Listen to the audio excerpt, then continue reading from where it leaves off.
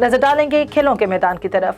America की Shorey उफाक tennis star 7 बार Wimbledon open की Fateh Serena Williams रवां साल के तीसरे grand slam Wimbledon open tennis tournament के खवातीन के सिंगल्स मुकाबलों के इब्तदाई राउंड में हार कर मेगा इवेंट से बाहर हो गईं, जबकि second shaded Rafael Nadal, Stefanos और ट्रेलर फेरेंटिस ने फातेहाना आगाज कर दिया।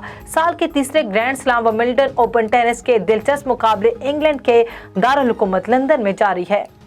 कौमी हॉकी टीम के मैनेजर ख्वाजा जुनैद ने ओहदे से इस्तीफा दे दिया।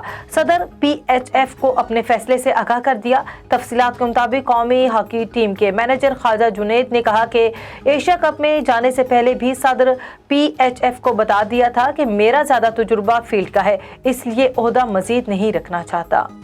गुजरांवाला में तमाचेदार कबड्डी के मुकाबलों में रंग जमा दिया। मुकाबलों में पाकिस्तान कबड्डी टीम के नामवर खिलाड़ियों ने भी हिस्सा लिया। शायकीन इन मुकाबलों से खूब महसूस होते रहे। जिना स्टेडियम गुजरांवाला में तमाचेदार कबड्डी के मुकाबलों में कौमी कबड्डी टीम के कप्तान माना जट, मलिक बिना, मीन मशरफ, जावेद समेत दीगर खिलाड़ियों ने हिस्सा लिया। इस मौके पर खिलाड़ियों का कहना था कि नौजवानों को नशे जैसी बुराई से महफूज रखने के लिए सेहतमंदाना सरगर्मियों को फरोग इंतहाई ज़रूरी है।